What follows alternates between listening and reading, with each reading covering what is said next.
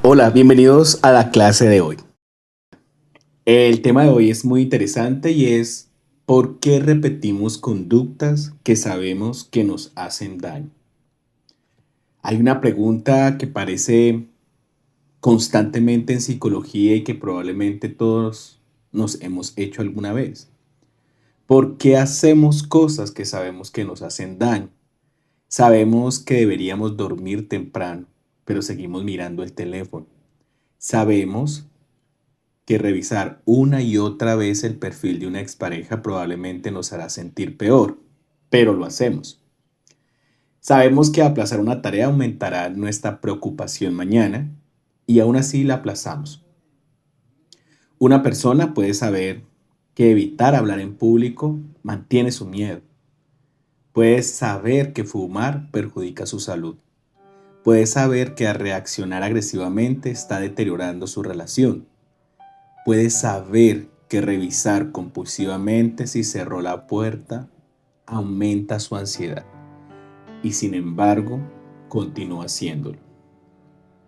Esto plantea una cuestión fascinante. Si sabemos que una conducta nos perjudica, ¿por qué no simplemente dejamos de hacerlo? Una respuesta rápida sería decir que nos falta fuerza de voluntad. Pero desde la psicología científica esa explicación resulta insuficiente, porque para comprender una conducta no basta con preguntarnos si es buena o mala.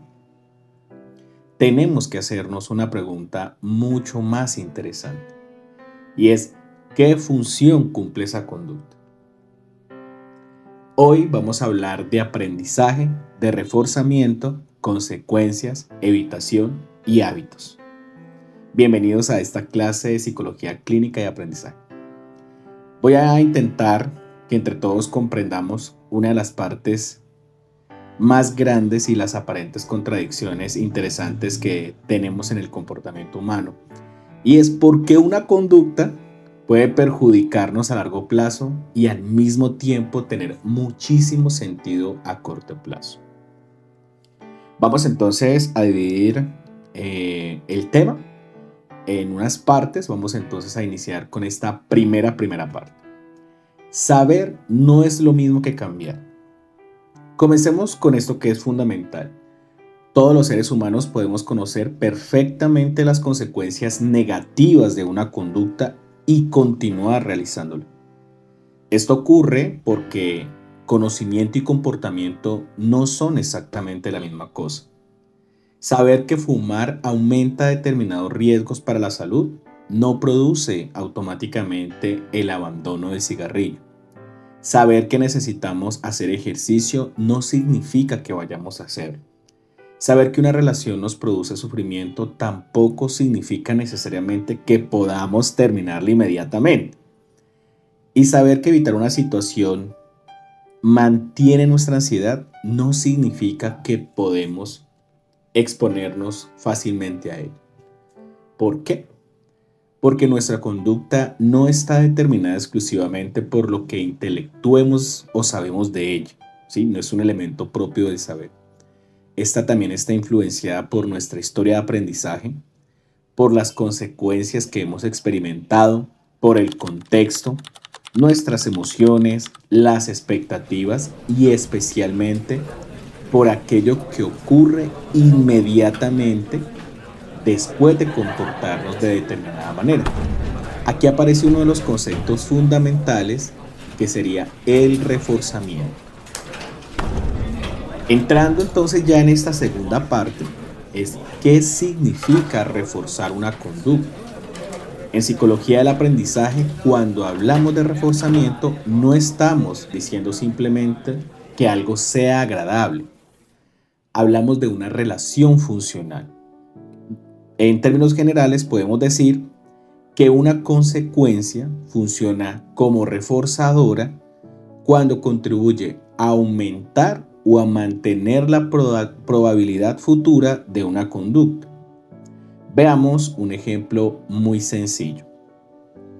Imagine que cada vez que una persona publica una fotografía, recibe comentarios y mensajes y reacciones en redes sociales.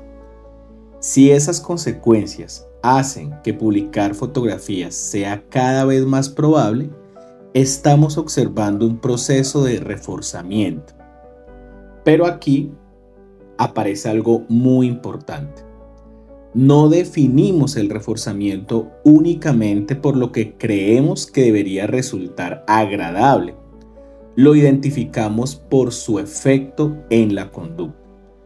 Lo que funciona entonces como reforzador para una persona puede no hacerlo para otra. Y lo que funciona como reforzador en determinado contexto puede no funcionar de la misma manera en otro. Por eso, en análisis del comportamiento, una pregunta fundamental no solamente es ¿qué hizo esta persona?, sino también nos preguntamos ¿qué ocurrió después? Porque muchas veces la respuesta está precisamente allí. Con esto, entonces entramos en nuestra tercera parte, que es el reforzamiento positivo y negativo. Aquí necesitamos aclarar una confusión extremadamente frecuente. Cuando hablamos de reforzamiento positivo y de reforzamiento negativo, positivo no significa bueno y negativo significa malo. Esos términos hacen referencia de manera simplificada. Así, después de una conducta aparece algo o se retira algo. Bien, entonces le llamamos positivo cuando aparece algo y lo llamamos negativo cuando se retira algo. Bien, esta parte es muy importante tenerla clara. Entonces, el reforzamiento positivo, después de la conducta aparece una consecuencia que contribuye a mantener o aumentar esa conducta. Por ejemplo, un estudiante participa en clase. El profesor reconoce su intervención. La estudiante comienza a participar con mayor frecuencia. La conducta de participar ha recibido una consecuencia social que puede funcionar como reforzador. Ahora vamos a un reforzamiento negativo. Una persona siente ansiedad antes de entrar a un ascensor, así que decide utilizar las escaleras. Inmediatamente siente alivio. Entonces, ¿qué aprendió esta persona que tiene ansiedad antes de entrar a un ascensor? Que cuando evito el ascensor, mi ansiedad disminuye, ¿sí? Y aquí tenemos una de las claves para comprender muchas conductas aparentemente contradictorias. Quiere decir entonces que la persona al dejar de entrar al ascensor, lo que hace es evitar y la sensación, ¿sí?, de alivio que experimenta ella, entonces quiere decir que esa evitación para esa persona funcionó. Bien, entonces al menos a corto plazo se consideraría que funciona. La persona estaba ansiosa, evitó subirse al ascensor y la ansiedad disminuyó. Por lo tanto, entonces va a aumentar la probabilidad de que vuelva a evitar el ascensor. Es decir, la próxima vez que tenga que subirse en un ascensor, esta persona lo va a evitar, ¿sí?, porque sabe que no subirse al ascensor va a disminuir la ansiedad que él siente, ¿sí?, o siente, entre comillas, algo que le agrada, que es quitarse esa ansiedad. Eso es un ejemplo clásico de cómo el alivio producido por retirar o escapar de una experiencia aversiva o que la persona la considera negativa, ¿sí?, puede entonces reforzar una conducta. Y aquí entonces aparece una paradoja clínicamente muy buena e interesante. Lo que alivia hoy puede mantener el problema mañana, ¿sí? Entonces, cuando nosotros vemos que este conjunto de conductas a corto plazo parecen muy sencillas, pero acá entonces entramos ya a nuestra cuarta parte, donde vamos a hablar específicamente del problema del corto plazo. Vamos a analizarlo detenidamente. Imagine que una persona que tiene muchísimo miedo de hablar frente a otras personas, mañana debe hacer una presentación, ¿sí? Entonces, la persona piensa, voy a equivocarme, se van a dar cuenta que estoy nervioso, voy a hacer el ridículo, y esto hace que su ansiedad aumente. Finalmente, escribe a su compañero, ¿puedes presentar tú? Es que estoy como enfermo. Y el compañero le dice, listo, yo expongo. Entonces, ¿qué ocurre inmediatamente? Lo que va a experimentar esta persona es alivio, ¿sí? Porque la tarea que me estaba exigiendo, que pensaba que me iba a equivocar, que iba a hacer el ridículo, que se iban a notar que estoy nervioso, ¿sí? Entonces, esa amenaza desaparece y por ende la ansiedad disminuye. Entonces, desde la perspectiva de la experiencia inmediata, evitar ahí fue extraordinariamente efectivo. Pero claro, existe un costo, ¿sí? La persona pierde la oportunidad de comprobar qué habría ocurrido realmente, ¿sí? Hubiese, por ejemplo, también, y se pierde la probabilidad de entrenarse, de hablar, porque cada vez que nosotros pues hablamos en público, vamos a ir perfeccionando esos elementos, ¿sí? Pierde la posibilidad de aprender que quizás podría tolerar la ansiedad. No desarrolla habilidades para enfrentarse a futuras presentaciones y cuando aparece una nueva exposición pública, probablemente volverá a sentir miedo. Entonces, evita nuevamente, siente alivio y este círculo se fortalece y podríamos presentarlo rápidamente algo así. Primero, tenemos una situación que es amenazante. La persona experimenta ansiedad. Esta ansiedad la lleva a sentir evitación y esta evitación le produce un alivio inmediato. Pero a lo largo del tiempo existe y aumenta una mayor probabilidad de evitar nuevamente, ¿sí? Miremos que ahí sucede algo muy importante.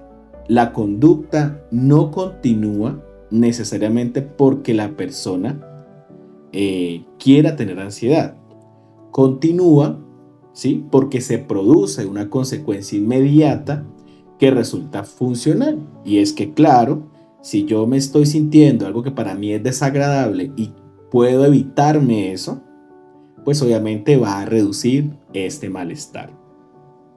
Entonces entraríamos nosotros ya a una quinta parte bien interesante y es cuando el presente gana al futuro, ¿sí? Y esto nos lleva a otro fenómeno. Las consecuencias inmediatas suelen ejercer una enorme influencia sobre nuestra conducta, mientras muchas consecuencias importantes aparecen mucho después. Pensemos, por ejemplo, en un fenómeno muy reciente y es la procrastinación, ¿sí? Una persona tiene que comenzar un trabajo académico, la tarea le resulta difícil, aparece el aburrimiento, la ansiedad o la frustración. Entonces, abro la red social durante algunos minutos, deja de experimentar ese malestar asociado con la tarea, ¿sí? Como frustración, como aburrimiento. Entonces, ¿qué ocurrió allí? La conducta de posponer hacer la tarea o continuar con la tarea produjo una consecuencia inmediata, que es el alivio, ¿sí? Obtiene realmente el entretenimiento, obtiene la distracción. El problema académico aparecerá mañana, ¿sí? Pero el alivio aparece ahora que logro obtener entretenimiento, distracción, ¿sí? Entonces, ¿qué vamos nosotros revisando en el transcurso de la explicación? Y es, nuestro comportamiento se encuentra constantemente negociando entre las consecuencias inmediatas y las consecuencias demoradas. Entonces, dormir un poco puede producir consecuencias negativas dentro de semanas, meses o años, ¿sí? Entonces, eso es lo que estaría ocurriendo y es cómo dormir poco puede producir consecuencias negativas dentro de semanas, dentro de meses y dentro de años. Pero para continuar viendo una serie que produce entretenimiento inmediato, ¿no? O sea, yo quiero dormir, pero entonces hay una serie que me produce entretenimiento inmediatamente, ¿bien? Entonces sigo conectado allí y sin querer no cuido mi sueño y tendré consecuencias negativas futuramente, ¿sí? Por ejemplo, ahorrar dinero puede proporcionar beneficios futuros. Comprar algo puede producir gratificación inmediata. Estudiar puede generar beneficio dentro de varios días. Evitar estudiar puede disminuir inmediatamente la sensación ya de esfuerzo. Es por eso entonces que muchas conductas que aparecen irracionales cuando observamos sus consecuencias a largo plazo pueden resultar perfectamente comprensibles cuando analizamos qué se producen en los siguientes segundos o minutos. Entonces, ya para ir abarcando un poco todo el tema que hemos visto y con esto iniciamos nuestra sexta parte y es, no preguntemos solamente por qué lo hago, ¿sí? En psicología clínica existe una herramienta especialmente útil para comprender esto y es lo que se va a denominar el análisis funcional de la conducta. En términos muy sencillos, intentamos identificar qué ocurre antes de una conducta, ¿sí? Cuál es la conducta y qué ocurre después. Podemos pensar inicialmente en tres elementos, ¿sí? Antecedente, conducta y consecuencia. Para eso utilicemos un pequeño ejemplo para iniciar comprendiendo. Entonces, una persona está estudiando, ¿sí? Recibe un mensaje. Bien, vamos a hacer eso entonces. El antecedente aparece la notificación, la conducta es que desbloquea el teléfono y revisa el mensaje, y la consecuencia obtiene información, estimulación social o distracción. Ahora repetimos esto cientos de veces. ¿Qué puede ocurrir? ¿Sí? Con el tiempo, determinados estímulos comienzan a adquirir una enorme capacidad para desencadenar patrones conductuales, ¿sí? Ya ni siquiera necesitamos escuchar la notificación del teléfono o ver la notificación en el teléfono, ¿sí? Sino que podemos tomar automáticamente el teléfono cuando aparece el aburrimiento o estamos esperando o cuando sentimos incomodidad o simplemente porque el dispositivo esté sobre la mesa. Por eso cuando alguien dice lo hago sin pensar, esa frase puede estar describiendo algo psicológicamente interesante.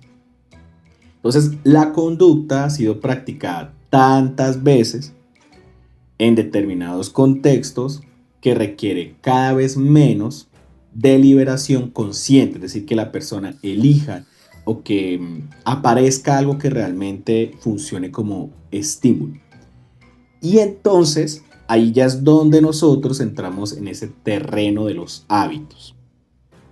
Entonces, hablando de los hábitos, entonces, ¿qué es lo que se denomina un hábito? Un hábito no es simplemente algo que hacemos muchas veces. La repetición claramente es importante, pero también es la asociación estable entre determinadas señales contextuales y determinadas respuestas. Por ejemplo, pensemos en algo muy cotidiano. Llegamos a casa, dejamos las llaves, nos quitamos los zapatos, ponemos el celular a cargar, ¿sí? Muchas de estas conductas pueden ocurrir prácticamente sin deliberación, ¿sí? ¿Por qué? Porque han sido repetidos en contextos relativamente estables. Ahora llevemos esto a una conducta que se denomine más problemática. Se sienta la persona, abre una aplicación, consume contenido durante una hora. Esto ocurre lunes, martes, miércoles, jueves, durante meses. Con el tiempo, llegar estresado a casa puede convertirse en una señal asociada a ese patrón de comportamiento, ¿sí? Y es que entonces ya nos vamos a sentar durante más de 1, 2 horas o más tiempo, durante varios días a la semana, durante muchos días, ¿sí? Y esto entonces, para cambiar ya ese hábito, va a ser bastante difícil, ¿sí? Entonces ya, por ejemplo, salir a caminar, hacer alguna actividad física u otra actividad, va a ser muy difícil cambiar ya este hábito. Entonces, la persona no está enfrentándose únicamente a una decisión racional, perdón. Está intentando modificar una historia de aprendizaje construida mediante cientos de miles de repeticiones. Entonces, vamos a tratar de sintetizar un poco por medio de un ligero caso clínico, ¿sí? Entonces, vamos a imaginar que entonces vamos a hablar algo así como, vamos a llamar, el nombre y las circunstancias son ficticios, ¿sí?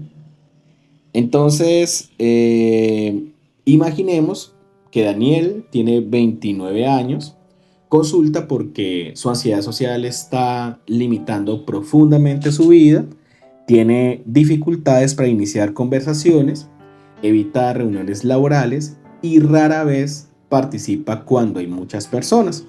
Daniel dice algo muy interesante y es: yo sé que debería enfrentarme a las situaciones, sé que evitar empeorar las cosas, pero cuando llega el momento, la verdad es que no puedo. Bien, ese podría ser un caso muy interesante que puede llegar a nuestra consulta, así que vamos entonces a analizar un poco el caso. Entonces, el lunes tiene una reunión y nuestro paciente, antes de entrar, piensa: me van a preguntar algo y no voy a saber responder. Esto lo que hace es que aumenta su actividad fisiológica, comienza a sudar, siente tensión y 5 minutos antes de la reunión envía un mensaje: estoy terminando otro asunto, ¿pueden comenzar sin mí? ¿Qué ocurre? ¿Sí? La ansiedad disminuye. Entonces, el miércoles, imaginemos que ocurre algo similar, el viernes también, después de varias semanas, Daniel puede decir: cada vez me cuesta más entrar a las reuniones. Bien, entonces esto, claro, eso tiene sentido porque Daniel ha aprendido repetidamente una asociación, ¿sí? Y es una situación social, se percibe como amenaza, evita la situación y siente alivio. Entonces, este alivio refuerza la evitación y la evitación impide determinados aprendizajes correctivos. Esto explica por qué decirle simplemente: Daniel, tienes que tener más confianza, ¿sí? Probablemente para Daniel esto va a resultar muy insuficiente. Entonces, no estamos frente a un problema que pueda resolverse únicamente mediante una frase motivacional. Existe una historia de aprendizaje que es lo que busca realmente que podamos entender.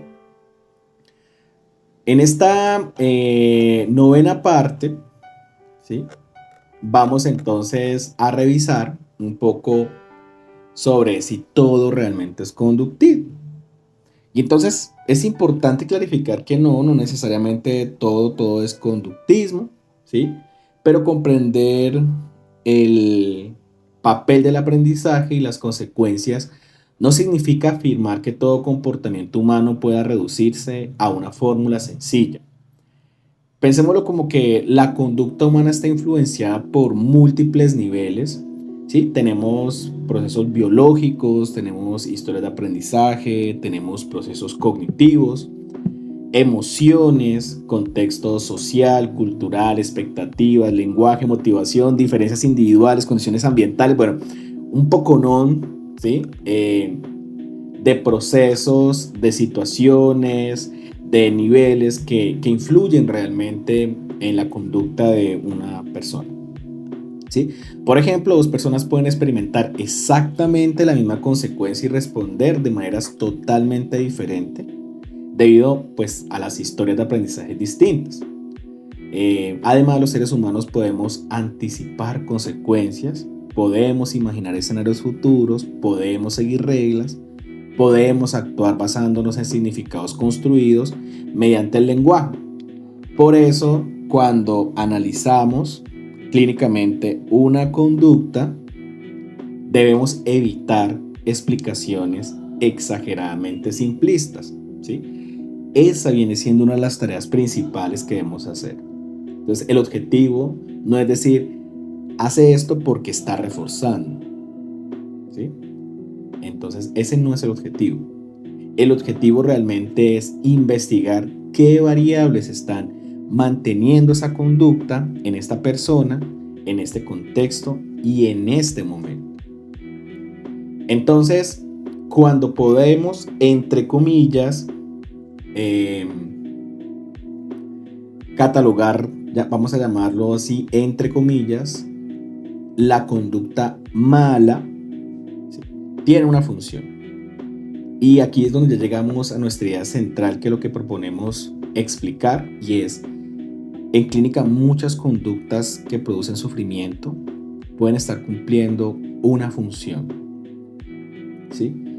Una persona evita porque evitarle reduce el miedo, otra busca constantemente aprobación porque recibirla disminuye temporalmente su inseguridad, otra revisa repetidamente una situación porque hacerlo le proporciona momentáneamente la sensación de control, otra procrastina porque posponer disminuye su momentánea incomodidad, otra permanece durante horas en redes sociales porque encuentra estimulación, conexión o escape.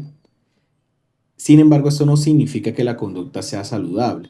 Significa que debemos comprender es por qué se mantiene. Hay una diferencia enorme entre justificar una conducta y comprender su función. Claro, yo puedo justificar el por qué la hago, pero es más interesante comprender su función. La psicología intenta hacer esto. Bien, entonces el error de la fuerza de voluntad, que es como en algunas ocasiones se clasifica a las personas, ¿sí? Entonces, cuando observamos una conducta problemática desde afuera, ¿sí?, desde que solamente miro lo que hace el sujeto, es muy fácil para nosotros decir, simplemente debería dejar de hacerlo. Pero imaginemos que durante 5 años una conducta ha producido alivio, gratificación, escape o conexión social. ¿Realmente esperamos que desaparezca simplemente porque alguien decidió racionalmente que ya no le conviene? Entonces, es importante mencionar que el cambio conductual generalmente requiere algo más. Puede que requerir modificar antecedentes, cambiar consecuencias, desarrollar conductas alternativas, modificar el ambiente, aprender a tolerar determinadas emociones, exponerse gradualmente a situaciones evitadas cuando clínicamente corresponda y modificar determinadas interpretaciones, construir nuevas contingencias y sobre todo, ¿sí?, repetir nuevas respuestas suficientes para que puedan competir con patrones anteriores. Por eso cambiar puede resultar difícil incluso cuando exista la motivación, es decir, el sujeto quiere hacerlo, quiere cambiar. Entonces, vamos a realizar una pequeña actividad y es, quiero proponer algo. Piensen en una conducta que usted realiza frecuentemente y que le gustaría reducir. Todos tenemos conductas que sabemos y que hacemos y que probablemente no sean tan positivas, ¿sí? No es necesario que sea algo grave, puede ser revisar demasiado el teléfono, procrastinar, acostarse demasiado tarde, evitar determinadas conversaciones. Ahora pregunten, ¿qué está mal conmigo? ¿Sí? Muchas veces nos hacemos esa pregunta, pero esa no es la pregunta que deberíamos hacernos, ¿sí? ¿Qué ocurre justo antes de que haga esto? ¿Sí? ¿Qué obtengo inmediatamente cuando lo hago? ¿Y qué consecuencia negativa puede aparecer después? ¿Sí? Hay que observar esta diferencia y es que estamos pasando del juicio, ¿sí?, el qué está mal conmigo, a pasarlo al análisis. La tarea sería, por ejemplo, descubrir que reviso el teléfono cuando una tarea empieza a frustrarme. Entonces el teléfono no es simplemente un entretenimiento, ¿sí? Puede estar funcionando como escape de la frustración o quizás descubre que evito determinadas conversaciones porque inmediatamente siento alivio, ¿sí? Entonces el problema no es solamente la conversación, también deberíamos comprender la función que está cumpliendo esa evitación. Entonces, ese tipo de preguntas son las que van a cambiar profundamente la manera de observar el comportamiento. Pero pues la tarea no sería solamente observar ese comportamiento, sino cómo se cambiaría esa conducta, ¿sí? Y aquí hay algo bien interesante, y si bien la psicología busca la modificación de conducta, que es una de las finalidades, ¿sí? El control, la corrección de la conducta, entonces aquí hay que ser un poco cuidadoso, y es que no existe una receta única ni universal. Una intervención adecuada va a depender de la conducta, de su función, de la persona, del contexto. Y cuando hablamos de problemas clínicos, obviamente pues de la evaluación que hace el profesional, pero de una perspectiva general podríamos extraer algunos principios, ¿sí? Entonces, lo primero que debemos hacer es identificar la conducta concretamente. No quiero procrastinar, ¿sí? Es demasiado amplio. Pero si por el contrario, yo digo, cuando empiezo a estudiar, dejo la tarea y reviso redes durante aproximadamente 20 minutos, esto es mucho más observable. Ahora, ¿qué es lo segundo? Identificar los antecedentes. ¿Cuándo ocurre? ¿Dónde ocurre? ¿Con quién ocurre? ¿Qué estaba pasando? ¿Qué estaba sintiendo? ¿Qué ocurrió inmediatamente antes? Y por último, ¿sí? Identificar cuáles son esas consecuencias. ¿Qué cambia después? Disminuye la ansiedad, obtengo atención, evito esfuerzo, siento placer, escapo momentáneamente de una emoción. Y continuamos, ¿cierto? Identificando esas consecuencias que son demoradas. ¿Qué ocurre horas, días o meses después? Bien, entonces ahí ya sabríamos qué es lo que ocurre. Entonces, luego de eso, pues vamos a mirar cuáles son esas alternativas funcionales, ¿sí? Esto es el elemento más importante. Yo analizo la conducta, identifico la función de la conducta, identifico lo que hace el sujeto, por qué hace el sujeto, cuáles son esos elementos que ocurren luego de la conducta, pero lo importante es la construcción de esas alternativas funcionales, ¿sí? No basta con retirar la conducta. Muchas veces necesitamos encontrar otra manera de responder a la función que esa conducta estaba cumpliendo, ¿sí? Pueden, por ejemplo, una sustituta, pero un poco más funcional. Entonces, todo lo que estamos nosotros aquí aprendiendo, ¿qué es lo que nos enseña entonces sobre la psicología clínica? Y es que la psicología clínica no debería limitarse a colocar etiquetas sobre las conductas, ¿sí? Debe más bien interpretar y debe intentar comprender los procesos.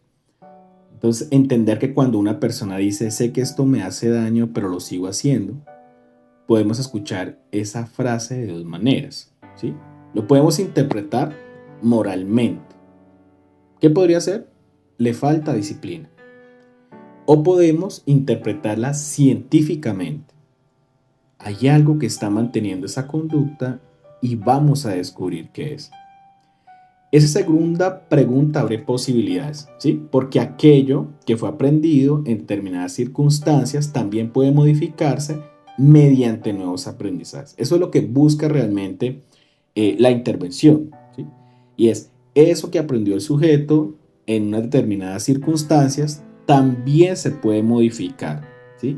Y ese nuevo aprendizaje que se traduce en las conductas o lo que hace el sujeto es lo que nosotros buscamos. Ahora, eso no significa que sea fácil, no significa que todo dependa del ambiente y tampoco significa que todos los problemas psicológicos se expliquen mediante reforzamiento. Significa más bien que nuestra historia de aprendizaje proporciona una pieza fundamental para comprender por qué determinados patrones persisten, ¿sí? Entonces, lo importante aquí es lo que sabemos y lo que no deberíamos simplificar. Entonces, quiero hacer una precisión muy importante ya en este punto y es conceptos como reforzamiento, aprendizaje, evitación, formación de hábitos cuentan con una extensión grandísima de investigación psicológica.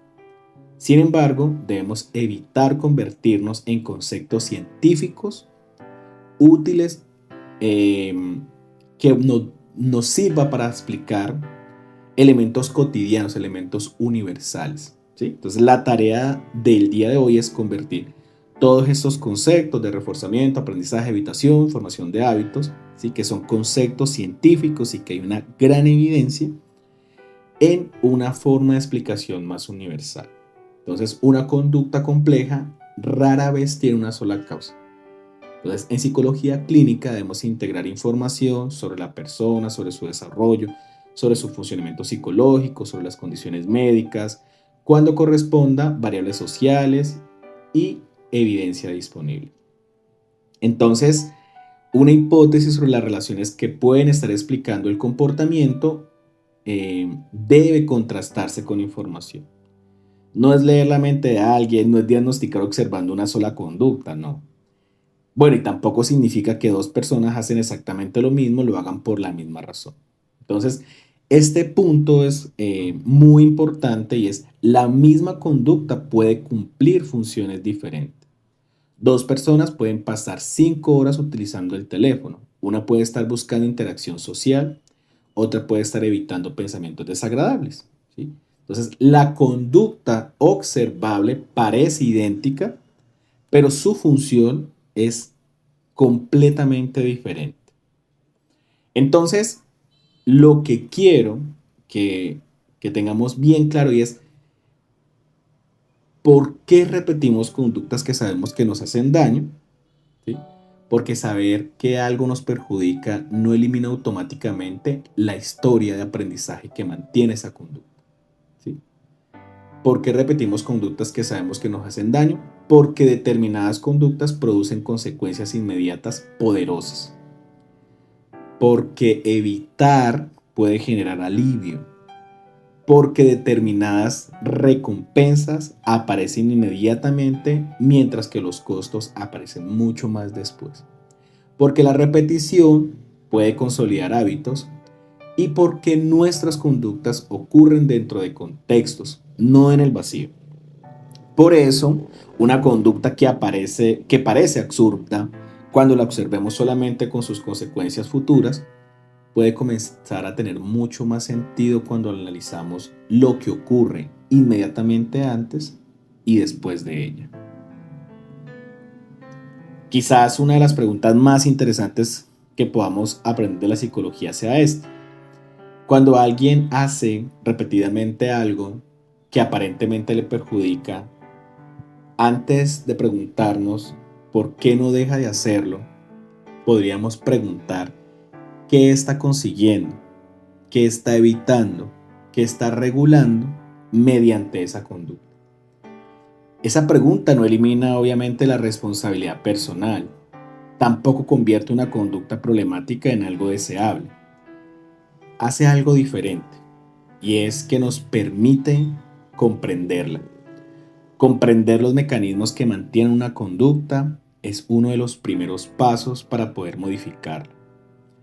Soy Juan Felipe Guzmán, psicólogo y magíster en psicología clínica, y este es un espacio de divulgación académica sobre psicología clínica y ciencias del comportamiento, donde llevaremos conceptos científicos complejos a preguntas que aparecen todos los días en nuestra vida diaria. En el próximo episodio podremos continuar precisamente desde aquí. Si evitar algo produce alivio, ¿por qué la evitación puede terminar haciendo crecer nuestros miedos? Nos vemos en el próximo episodio.